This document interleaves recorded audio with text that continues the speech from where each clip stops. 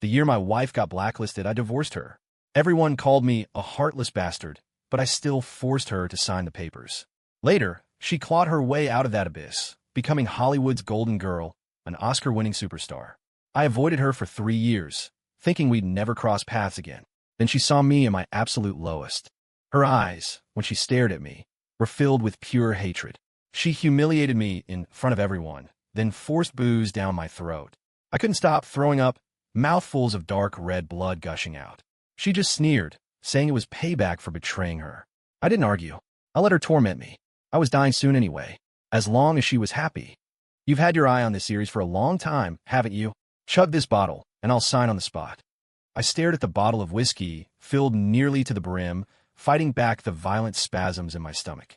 I forced a sycophantic smile for Kevin Vance. My hand trembled as I took the bottle he offered. With everyone watching, I poured the harsh, throat-burning liquor into my gut. The moment the whiskey hit my stomach, a searing pain shot through me, making my whole body shake uncontrollably.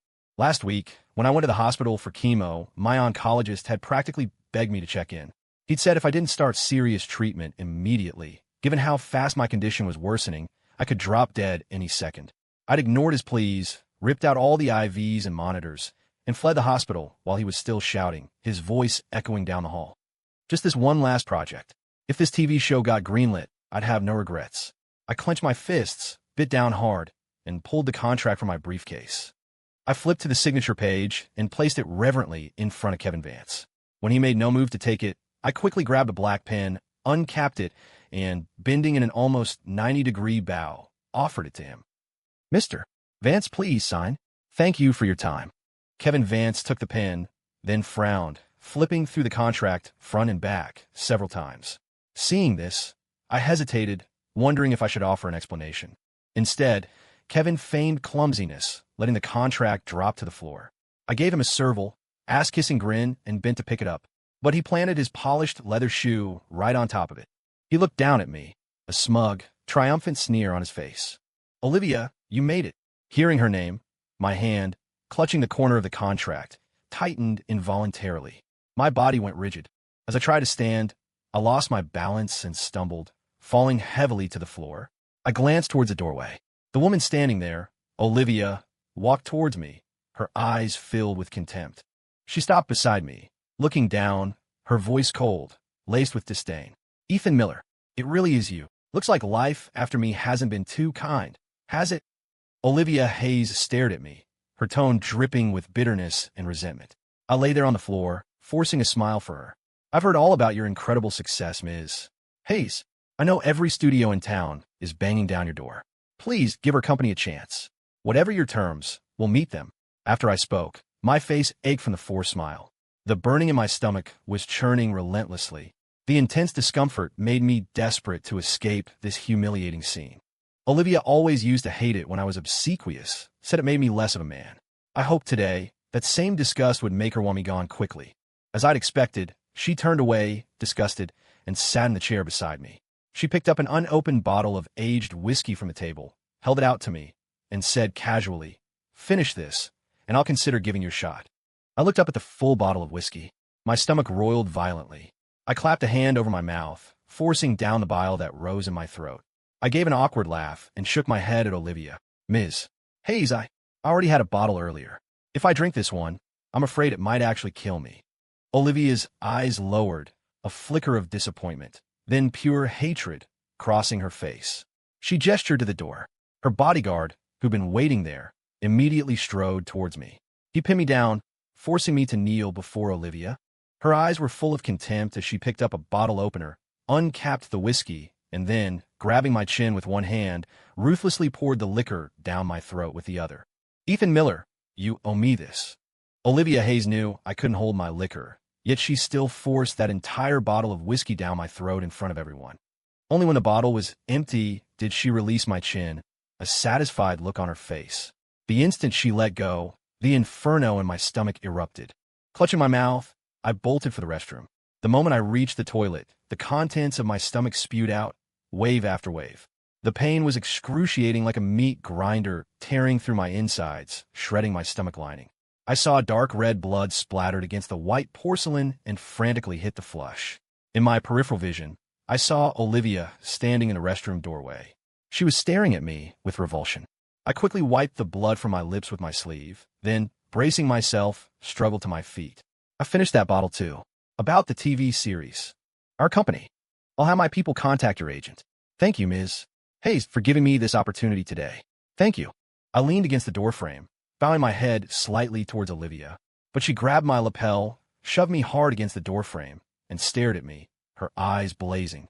3 years ago, when I was blacklisted, when the internet trolls were tearing me apart, you forced me to sign those divorce papers.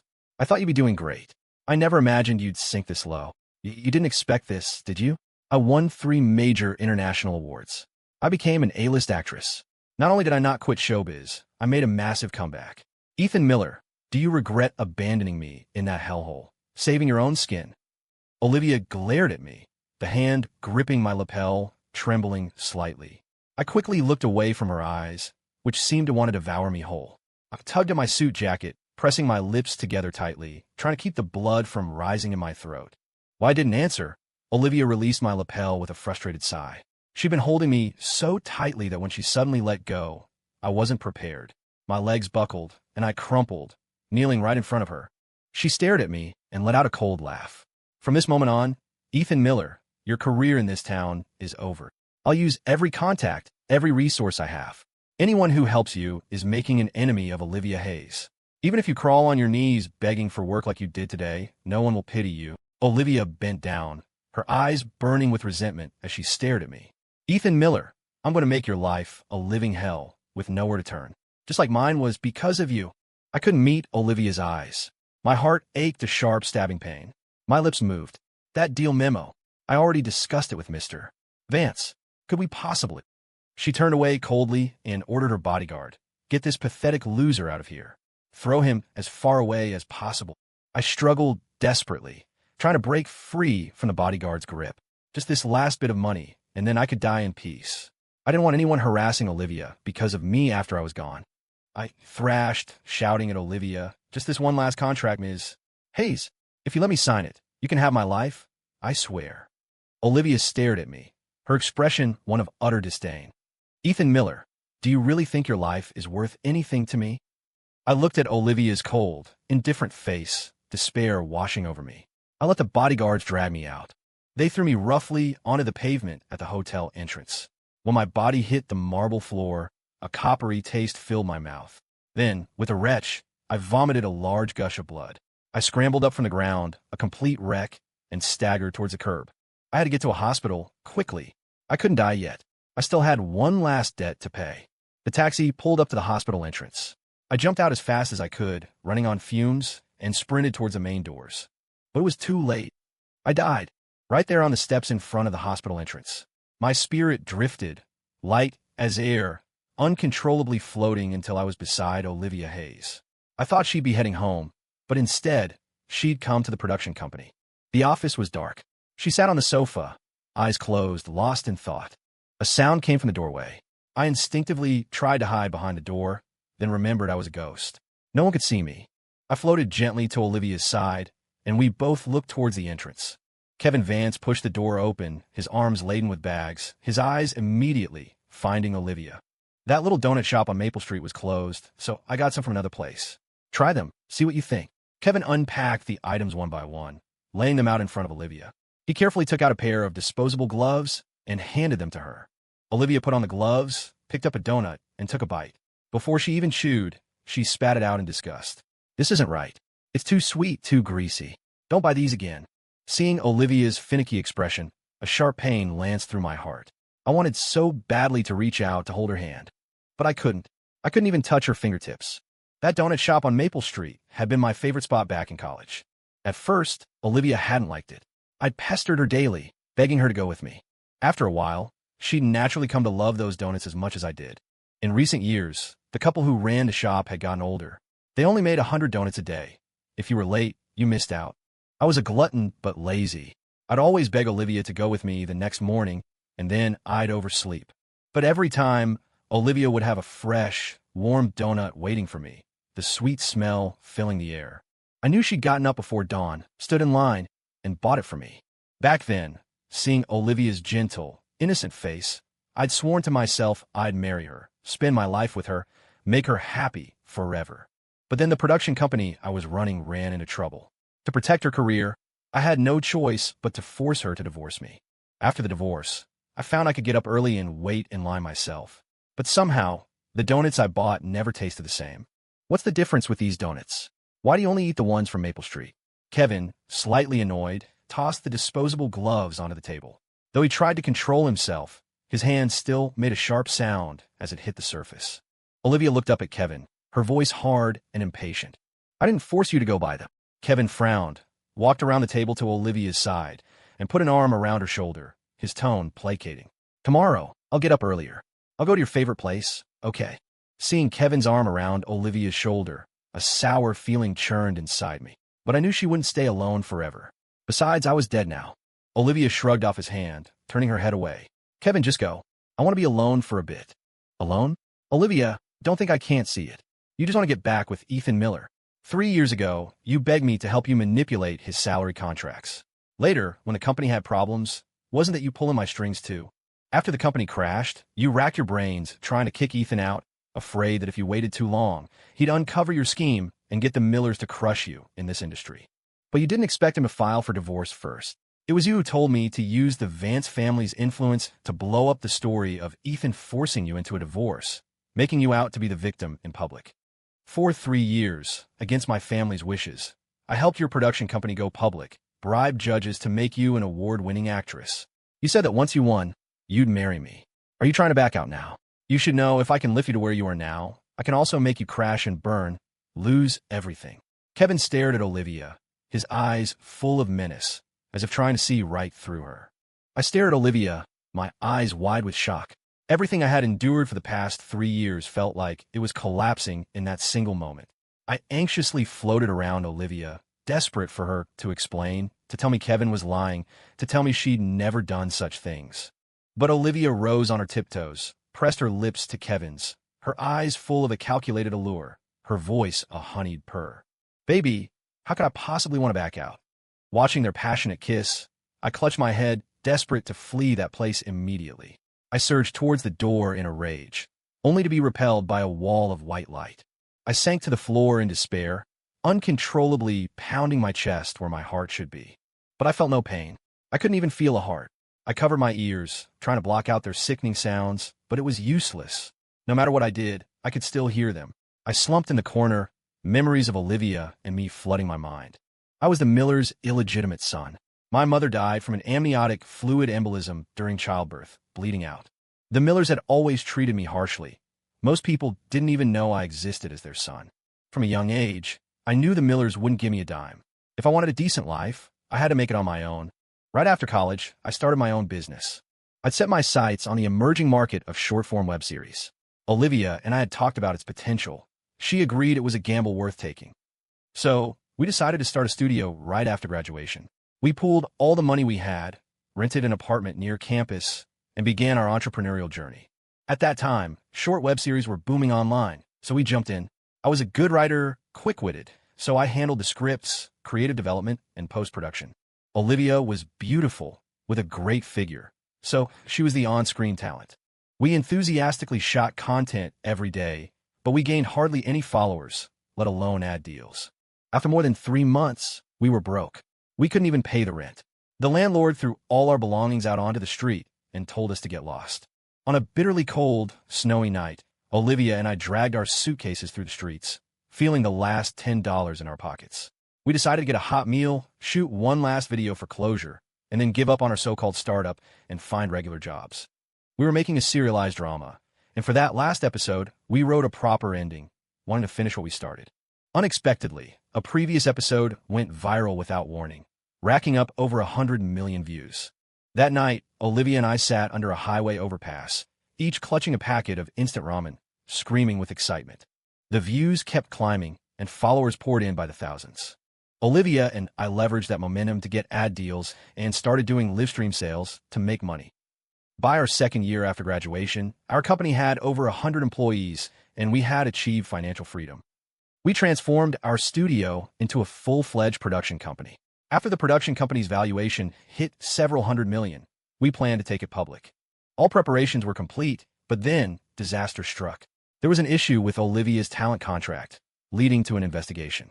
The funding pipeline for our new series dried up, and advertisers and sponsors pulled out. Overnight, we were back to square one. I looked at the flawed contracts on my desk, the chaotic financial reports, and then at Olivia, whose face was even paler than mine. I swallowed the harsh words that rose to my lips. I told myself, Olivia wasn't in accounting or legal. It was normal for her not to spot these issues. Ups and downs in life were normal.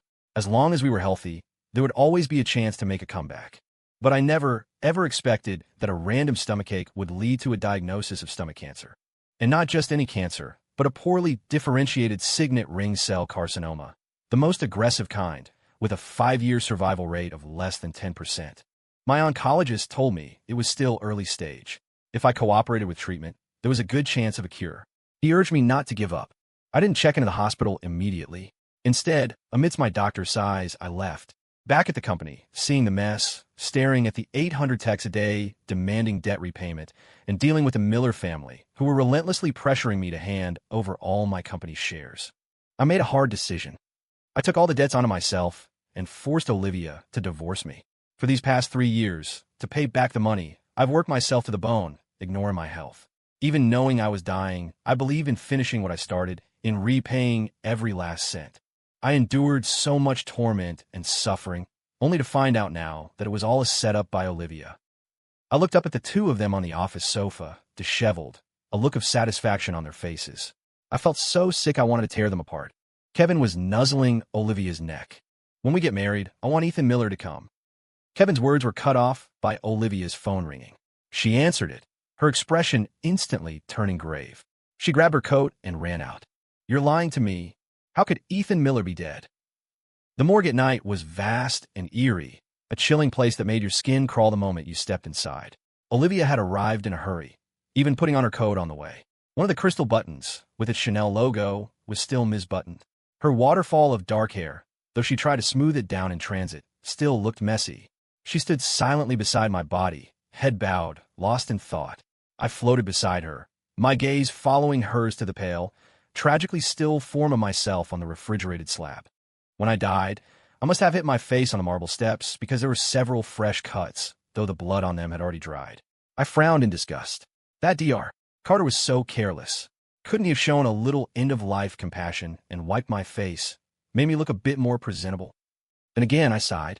Over the past 3 years of sporadic treatment, I'd already racked up a considerable medical bill with Dr. Carter. I planned to pay off all my debts, then work hard to earn enough to pay him back too. Poor Dr. Carter stuck with a patient like me. Olivia, who had been standing motionless beside me, slowly took a step forward. She stared at me for a long moment, then suddenly burst out laughing. Ethan Miller, are you trying to get back at me? I only made you drink 1 bottle of whiskey, and now you're here, playing dead to scare me. Do you think I'd fall for such a pathetic act? Olivia yanked me up from the refrigerated slab.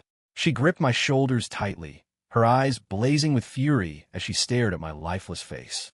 Ethan Miller, I'm warning you, stop this charade.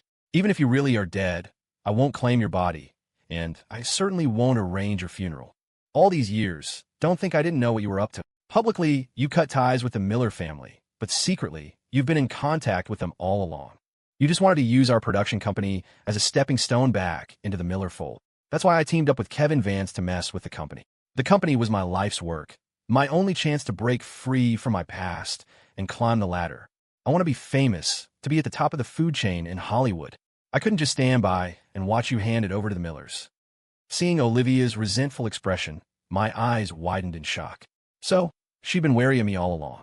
When the company first started to take off, the Millers had indeed contacted me frequently. They had discussed merging our company with theirs, but I refused every time. Later, they tried to threaten me, using my mother's recovered belongings as leverage, demanding I cooperate quickly, or they wouldn't let our company off easily. Seeing the Millers' ugly greed, I fought back. Our company did suffer serious setbacks during that period. The reason I never told Olivia was because I didn't want her to worry, didn't want her to act rashly because of the Millers and offend them. More than anything, I didn't want it to affect her focus on her acting. I never imagined she knew all along, and even twisted my meetings with the Millers into evidence that I was trying to suck up to them. She never even asked me. She just directly conspired with Kevin Vance to frame me. I truly never thought that the woman I loved most would, after we'd made it, spend her nights suspicious of me.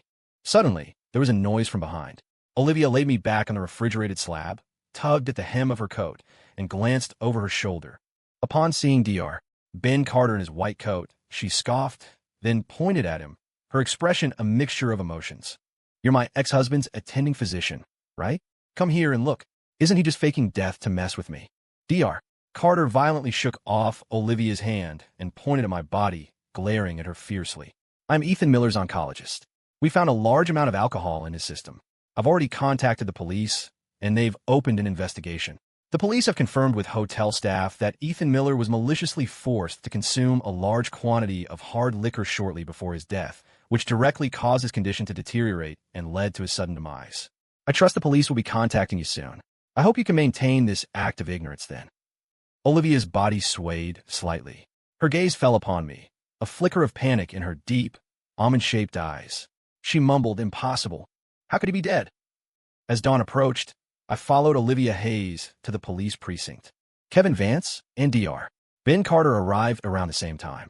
Upon seeing Olivia, Kevin quickly walked to her side and tightly gripped her hand. His expression was complicated, but a hint of a smug smile played on his lips. "Olivia, is Ethan Miller really dead?" Olivia frowned slightly at Kevin, unconcealed annoyance welling in her eyes. "What? Are you happy he's dead?" Kevin froze for a moment, then scoffed, "Anfetala, yer yiranda show," shook off Olivia's hand. "Where do you see me being happy? I'm just worried his death will bring trouble down on us." "I'm worried about you, Olivia." Olivia clenched her fists inside her coat pockets, her eyes downcast, saying nothing. Looking at Olivia's demeanor, I cast a pitying glance towards Kevin. Although Olivia outwardly seemed to obey Kevin's every word, fawning over him, from what I knew of her, she didn't like him at all.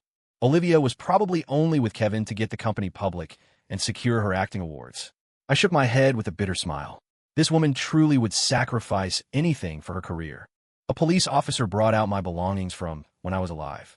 Dr. Carter must have retrieved them from my apartment. My health had been deteriorating, especially in the last 2 months. Sometimes, severe anemia would cause me to faint unexpectedly. Afraid no one would claim my body if I died, I'd given Dr. Carter a spare key. I never thought it would actually be needed. The officer's gaze fell on Olivia. "You're Ethan Miller's ex-wife." Olivia's brow furrowed as she looked at the items in the officer's hands. Then she slowly nodded. The officer handed Olivia a file folder containing my papers.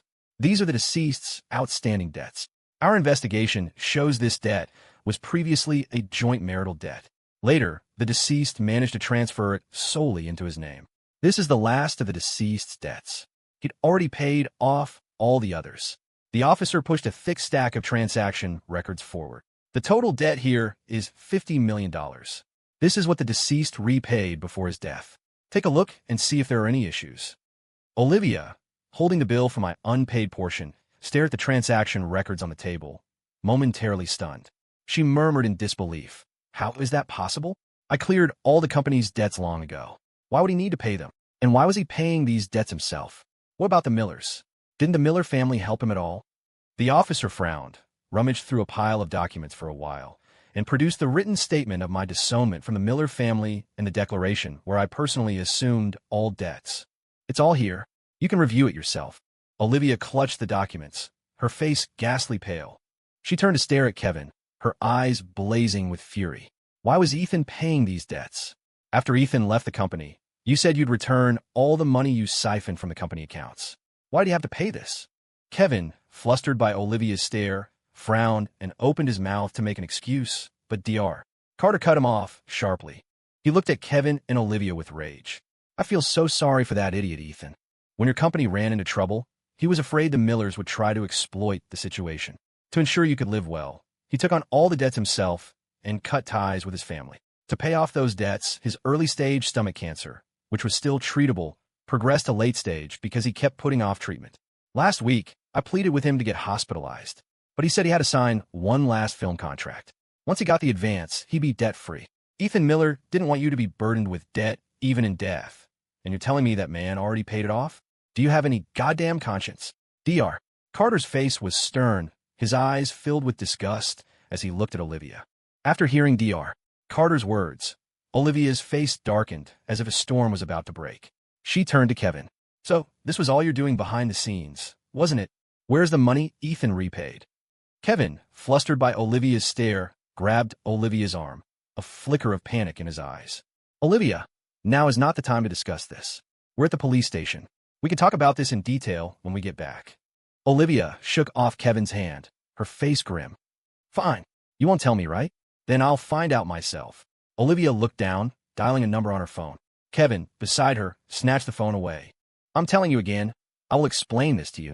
Olivia stared at Kevin furiously. Kevin Vance, give me back my phone. Kevin looked at Olivia, his eyes darting nervously. Do you absolutely have to know right now? Seeing Kevin's predicament, I suddenly felt like a complete fool. All the money I nearly killed myself earning for the past 3 years had ended up in Kevin Vance's pocket. Olivia stared hard at Kevin. Kevin bit his lips silent. Dr. Carter, having pieced together the truth, shouted, Olivia Hayes, don't you understand by now? He embezzled every penny that idiot Ethan Miller worked himself to death for. After hearing Dr. Carter's words, Olivia raised her hand and slapped Kevin Vance across the face. The sound was so loud it stunned everyone. Kevin, momentarily dazed, clutched his reddening cheek and roared at Olivia. You bitch, you dare hit me. Kevin grabbed a handful of Olivia's hair, cursing. Which bitch came crying to me first, begging me to kick Ethan Miller out of the company? Since you were ruthless enough to oust him, what does his life or death have to do with you? If you really cared about him, why did you go behind Ethan's back to find me? Olivia Hayes, you're a shameless, hypocritical bitch. You do all sorts of dirty deeds and still want everyone to think you're some kind of saint. Let me tell you the truth. The company isn't yours anymore. It belongs to the Vances. I should thank you. You're terrible at running a business, but too arrogant to admit it. Otherwise, I wouldn't have been able to snatch such a huge, profitable production company in just 3 years without spending a dime. The police officers standing nearby started to move forward to separate them. Dr. Carter quickly rushed over and whispered to the officers, keep listening. There's definitely more to this. Their company's taxes might even be fraudulent. The officers hesitated, retracting their steps. Watching Dr. Carter stand up for me, I lower my gaze, and a faint smile touched my lips. These past 3 years, Dr. Carter was the only one who'd been genuinely kind to me. Olivia, incandescent with rage at Kevin's words, kicked him hard in the knee. Kevin stumbled, lost his footing, and fell to the ground. Olivia glared venomously at Kevin, who was sprawled on the floor. What did you say? I trusted you so much, and you even screwed me over? Kevin sneered, scrambling up from the floor, intending to grab her hair again. Olivia, likely pushed to her limit, started fighting Kevin like a woman possessed. Watching the two of them brawl, I sighed helplessly. When they were lovey-dovey, they conspired to destroy me. Now that they were at each other's throats, they fought with such shameless abandon. I wondered if Olivia, at this moment, regretted setting me up. They were both bruised and battered, gasping for breath. The police moved to detain them on suspicion of assault, possibly more. Kevin immediately pulled out his phone and called his lawyer. He looked at Olivia with contempt. I was originally planning to officially take over the company after we got married. Since we've already shown our true colors today, I won't pretend anymore. From today on, you're on your own. If you have any problems, call my lawyer. Olivia watched, stunned, as Kevin left with his lawyer. She stood there, biting her lip, dazed for a long time. Then she turned to Dr. Carter. I won't get a lawyer to defend me. I owe this to Ethan. I know this is a selfish request right now, but I hope you can help me keep Ethan's body. I want to see him off one last time. Dr. Carter said irritably, stop the fake sentimentality. If it weren't for you, Ethan wouldn't be dead. He could have lived longer. A late-stage stomach cancer patient, and you people forced hard liquor on him. You're truly demons. You still want to see him off? Don't you think you'll just bring him bad luck? If I were you, after getting out of here, I'd go after that man and fight him to the death. He not only screwed over Ethan, he screwed you over too. Even if you die, you should take it down with you. Hearing Dr. Carter's words, I wanted to punch him. What was wrong with this guy? I was already dead. No matter how I died, he shouldn't be inciting Olivia to seek revenge on Kevin. Olivia looked at Dr. Carter despairingly, her lips moving, but not a single word came out. Dr. Carter rolled his eyes, turned, and walked out. I floated out after him. But when I reached the precinct entrance, I was once again snapped back to Olivia's side. Because I was a terminal cancer patient, and Kevin Vance paid a hefty sum as part of some settlement or plea, the police only detained Olivia Hayes for 3 days. The first thing she did after leaving the police station was to go to the hospital to find Dr. Ben Carter. Dr. Carter couldn't hide the disgust in his eyes when he saw her. Olivia Hayes, Did you not understand what I said the other day? You're not welcome here. Olivia mumbled. I know I was wrong. I'm sorry, Ethan. I just want to see him one last time. Please, I'm begging you. Seeing Olivia's tormented expression, I frowned and looked at Dr. Carter. Just let her see me. Let her get this closure so I can finally leave. I really didn't want to stay by her side anymore. These 3 days she was in custody, I felt like I'd never really known her. 3 years had twisted her into this. The vibrant, cheerful woman she once was had vanished. In her place was someone volatile and quick to anger. I even suspected she might have developed some kind of mood disorder. If I stayed near her any longer, this unhinged woman would scare the soul right out of me. Dr. Carter sighed, took out a key, and led Olivia to the columbarium where my ashes were kept. Go see him. After you're done, remember to avenge Ethan Miller. Olivia didn't speak, just hurried inside. Dr. Carter shook his head and turned to leave. Olivia stared at the urn containing my ashes and then, with a thud, fell to her knees. She knelt on the floor, wailing, her voice choked with sobs. Ethan, I was wrong. I shouldn't have distrusted you. I shouldn't have been so greedy. These past 3 years with Kevin, I haven't been happy at all. You know me. I'm terrible at hiding my feelings. Everything shows on my face. Olivia lay helplessly on the floor, crying her heart out. She got up and carefully cradled my urn. I should have investigated what was really going on between you and the Millers. At least I should have asked you if it was true. But by then, I was already with Kevin. He deliberately stirred things up, made me push you out. Only then would he help me bribe the judges, help me win those awards. I got carried away, believed him. I never thought I'd fall for his scheme and cause you so much. If I had known earlier that you had cancer, I definitely wouldn't have done that. Ethan, I will avenge you. Even if it costs me my life, I will get revenge for you.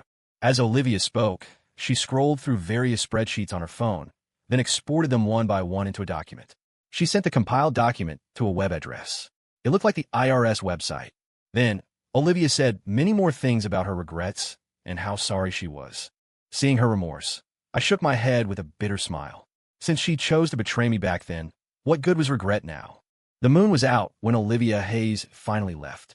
She had her driver take her directly to Kevin Vance's house. The main door to Kevin's house was open, as if he were expecting her. After Olivia entered, Kevin said disdainfully, "Back so soon? I thought you'd give me the cold shoulder for much longer. Turns out I overestimated you. I've laid out some clothes for you. Go change into them, then kneel before me, beg for my forgiveness. I might consider keeping you around as my plaything." Olivia sneered at Kevin. "In your dreams. I've already called the shareholders. My shares are still mine. This idea that the company has become yours? You must be dreaming." Kevin laughed triumphantly. "Me dreaming? I'm the majority shareholder, the legal representative. All the film rights are under my name. You signed all of this yourself, remember? I just haven't announced it yet. Of course, those idiots at the company don't know." Olivia clenched her fists, glaring at Kevin, her body trembling. "Impossible. I never signed anything like that." Kevin stood up, staring at Olivia with a wild, arrogant laugh. "Do you remember how you tricked Ethan Miller? He trusted you so much. You could hand him any contract, and he'd sign it without a second glance. I just used the same playbook. Olivia Hayes, you truly are heartless.